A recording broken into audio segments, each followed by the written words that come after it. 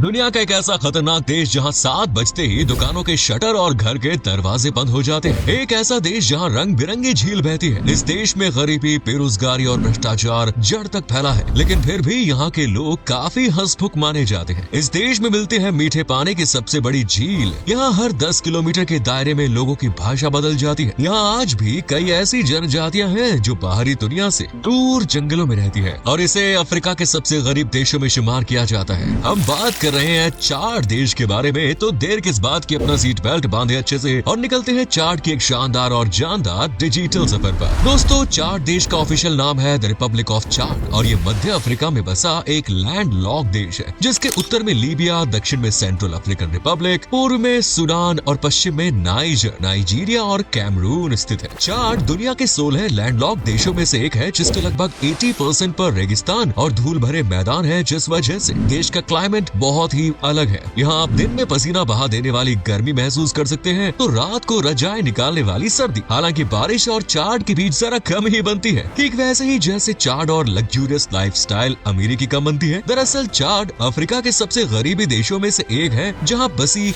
2,02,99,000 जितनी आबादी का 44% से भी ज्यादा हिस्सा गरीबी रेखा के नीचे जीवन यापन कर रहा है, जबकि सिर्फ 6% लोग ऐसे हैं जिन्हें बिजली मिल पाती है और सिर्फ 9% लोगों के पास बेसिक सैनिटेशन फैसिलिटीज हैं। आपको यकीन नहीं होगा, लेकिन यहाँ गरीबी में गुजारा कर रहे लोग पर डे का $1 से भी कम कमाते हैं, जबकि चाड में भी मिडिल ईस्ट कंट्रीज की तरह तेल के भंडार हैं। देश की आय का मुख्य और एकमात्र साधन आज के समय में तेल ही है, जिसके एक्सपोर्ट से देश की $18.67 बिलियन की जीडीपी का लगभग 60% हिस्सा आता है। हालांकि ऑयल के बाद एग्रीकल्चर में कपास, कैटल और गेहूं मेजर सोर्सेज ऑफ इनकम है, जबकि यहाँ गोल्ड और यूरेनियम के भंडार भी है। लेकिन इसके बावजूद चाड का गरीब आज भी दरिद्रता की जिंदगी जीता है और इसका कारण है भ्रष्टाचार नामक बीमारी जो चाड में घर कर चुकी है। यहाँ सरकारी हो या प्राइवेट, छोटा हो या बड़ा, हर अधिकारी भ्रष्टाचार की नदी में डुबकी लगाता है। आलम ये है कि आपको अपने छोटे से छोटे काम के लिए भी घूस देनी होगी, वरना आपकी फाइल कोने में पड़ी पड़ी धूल खाती रहेगी और कोई सुनने वाला भी नहीं होगा। वैसे जितना अजीब ये देश है, उतना ही अजीब इसका नाम भी। आपके मन में भी ये ख्याल तो जरूर आया होगा कि भला इसे चाड ही क्यों कहते हैं। तो दरअसल इसके पीछे का कारण है अफ्रीका की दूसरी सबसे बड़ी झील चाड। जी हाँ, इस लेक के नाम पर ही देश को अपना नाम मिला है, जिसे टोटल 23 प्रोविंस में बांटा गया है, लेकिन सभी प्रोविंस शहरों और गाँव में सबसे खास है एंगाजामेना। ये चाड का सबसे बड़ा आकर्षक शहर होने के साथ राजधानी शहर भी है। हालांकि दुनिया के तमाम देशों के कैपिटल्स में आज इसे सबसे गंदी कैपिटल होने का दर्जा है। दरअसल चाड में लोगों को साफ सफाई में जैसे भूत नजर आता है, जिससे वो हमेशा दूरी बनाए रखते हैं, फिर चाहे वो राजधानी शहर ही क्यों न हो। यहाँ आपको सड़क, चौक चौराहों पर तो गंदगी के टीले सजे मिलेंगे, साथ ही लोगों के घरों के बाहर भी कचरा और उन पर मंडराते बीमारी फैलने वाले जीव जंतु, बैक्टीरिया आदि भी मिल जाएंगे।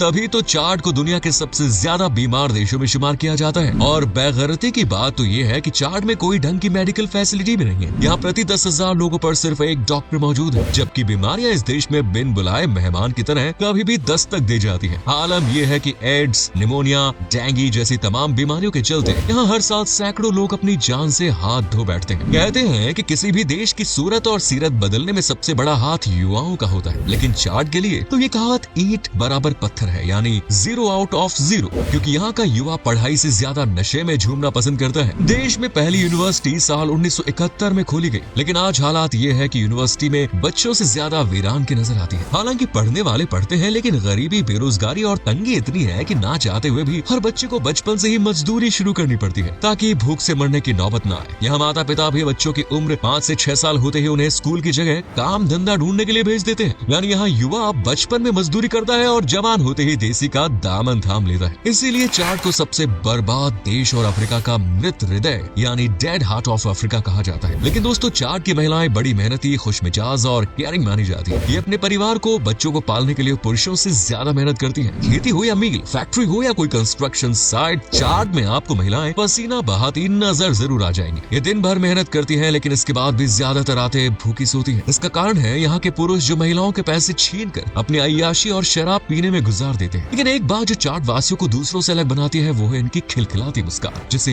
हर वक्त चेहरे पर लिए घूमते हैं। दोस्तों, चाड में ऊंटों की एक विशेष प्रजाति पाई जाती है। कहते हैं कि ये ऊंट बहुत शक्तिशाली, मेहनती और अट्रैक्टिव होते हैं। इनकी कीमत लाखों में होती है और इन्हीं ऊंटों पर बैठकर चाड वासी हर साल एक कैमल रेस भी करते हैं। रेस जीतने वाले सिटीजन को यहाँ हीरो के की तरह देखा जाता है और उसका काफी सम्मान भी होता है। इसीलिए इस रेस में हिस्सा लेने दूर दूर से लोग आते हैं। साथ ही इस रेस को देखने के लिए काफी भीड़ भी उमड़ती है। वैसे क्या आप जानते हैं इस देश को वर्ल्ड का बाबेल टावर कहा जाता है? दरअसल इसका कारण है यहाँ बोली जाने वाली भाषाएं। अफ्रीका के ज्यादातर देशों की तरह चाड में भी 200 से ज्यादा जाति समूह बसे हुए हैं जो 100 से भी ज्यादा अलग अलग भाषाओं का इस्तेमाल करते हैं। हालांकि देश की आधिकारिक भाषा फ्रेंच और अरबी है। यहाँ हर 10 कदम पर लोगों का रहन सहन, संस्कृति और भाषा बदल जाती है। इसीलिए तो इसे रंग बिरंगी संस्कृति वाला देश भी कहा जाता है। वैसे फ्रेंच आधिकारिक भाषा को लेकर अगर आप कंफ्यूज हैं तो आपको बता दें कि इसका नाता इतिहास से जुड़ा है। असल में चाड पर लंबे समय तक फ्रांसीसियों का कब्जा रहा। साल 1910 की बात है जब फ्रांस ने इसे फ्रेंच इक्वेटोरियल अफ्रीका के संघ का हिस्सा बना लिया और फिर चाड के कई हिस्सों को कभी लीबिया तो कभी किसी को दे दिया। लेकिन चाड गुलामी की इन जंजीरों से अब बाहर निकलना चाहता है। आखिरकार 11 अगस्त 1960 में चाड को कामयाबी मिली और फ्रांस ने इसे एक आजाद देश घोषित कर दिया। लेकिन शायद ये आजादी चाड को ज्यादा नहीं भाई, क्योंकि 1965 में ही देश में सिविल वॉर छिड़ गया जो लगातार 1979 तक चला। इस गृह युद्ध ने न सिर्फ चाड की जड़ों को कमजोर किया बल्कि उसकी अर्थव्यवस्था, प्राकृतिक भंडार और आम लोगों को भी बुरी तरह से प्रभावित किया। यही कारण है कि यहाँ लोग आज भी 100 से 200 साल पहले वाली जिंदगी जी रहे हैं। इस देश में घूमना मतलब अपने साथ किसी न किसी अनहोनी को दावत देना जैसा है, क्योंकि आज भी लोग धर्म के नाम पर एक दूसरे से झगड़ा करते दिखाई देते हैं। देश में क्राइम तो रॉकेट की स्पीड से भी ज्यादा तेजी से बढ़ रहा है। रात के सन्नाटे में घर से बाहर निकलना मतलब अपने आप को लुटवाने जैसा है, फिर चाहे वो लोकल सिविलियन हो या फिर कोई सैलानी। इसलिए चाड जाने वाले हर शख्स को पहले हिदायत दी जाती है कि चाड जाने से पहले 10 बार सोच ले। लेकिन देश की सरकार इकोनॉमी में बूस्ट लाने के लिए टूरिज्म को लगातार बढ़ावा दे रही है। इसलिए आज कई लोग हैं जो चाड विजिट करना चाहते हैं। अगर आप भी इनमें से एक हैं तो सबसे पहले ओनियांगा झील जाएं, जो लाल, नीले, पीले, गुलाबी यानी रंग बिरंगे पानी से सजी हुई है। ये देश की 18 छोटी बड़ी झीलों से मिलकर बनी एक बेहद ही आकर्षक और क्रिस्टल क्लियर रंग बिरंगी झील है, जिसे यूनेस्को की वर्ल्ड हेरिटेज साइट में भी जगह दी गई है। ओनियांगा झील के अलावा यहाँ एक और वर्ल्ड हेरिटेज साइट है, सकोमा राष्ट्रीय उद्यान, जहाँ आप हाथी, शेर, चीता, तेंदुआ सहित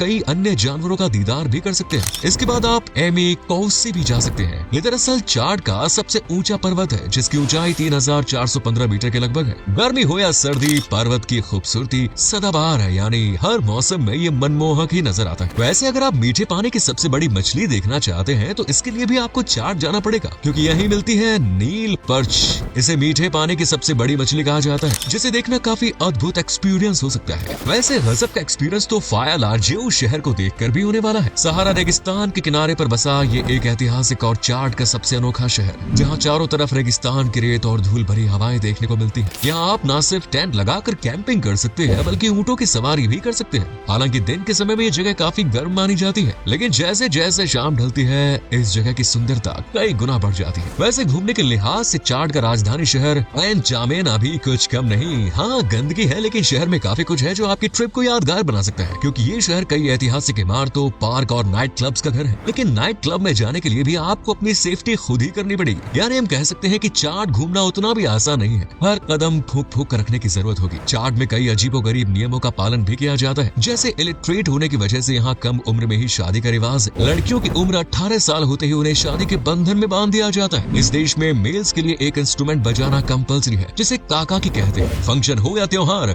अब पार्टी हो या कुछ और, काका की बजाना यहाँ के लोगों का शौक है। आपको यकीन नहीं होगा लेकिन इस देश में एकमात्र सरकारी टीवी चैनल है जिसका नाम है डेली चाड। तो वो बात अलग है कि यहाँ इक्का दुक्का घरों में ही टीवी है और न्यूज के लिए एकमात्र साधन है रेडियो, जिसे आज भी चाय की टपरियों, दुकानों और घरों में बड़ी शान से बजाया जाता है। चाड में चाहे कितनी भी गरीबी हो, लेकिन यहाँ की महिलाओं को सजने संवरने का बड़ा शौक है। ये अपने आप को काफी मेंटेन भी रखती है और पैसे की कमी के बावजूद अच्छे कपड़ों में नजर आती है। हालांकि ये कपड़े उतने चमक धमक वाले नहीं होते, लेकिन महिलाओं की मुस्कान उन्हें आकर्षक बना देती है। चाड में कई ट्राइब्स है जो आज भी जंगलों में बसी हुई है। उनके पास ना तो फोन है, ना ही कोई और सुविधा। बाहर की दुनिया में क्या चल रहा है इन लोगों को कोई खबर नहीं। इसीलिए तो कहते हैं कि चाड कुछ अलग ही है। लेकिन दोस्तों, यहाँ का खाना बड़ा जायकेदार है, खासकर दरबा, जिसे देखते ही मुंह में पानी आ जाए। वैसे आप इस अलग थलग देश की सैर करना चाहेंगे या नहीं, कमेंट करके जरूर बताएं। और जाने वाले हैं तो अपनी सिक्योरिटी का इंतजाम करके जाएं। बाकी चाड देश घूमने के लिए काफी सस्ता है और यहाँ का वीजा भी 15 से 20 दिन में मिल जाता है। फिलहाल आज के लिए इतना ही। वीडियो पसंद आए तो लाइक करें, शेयर करें।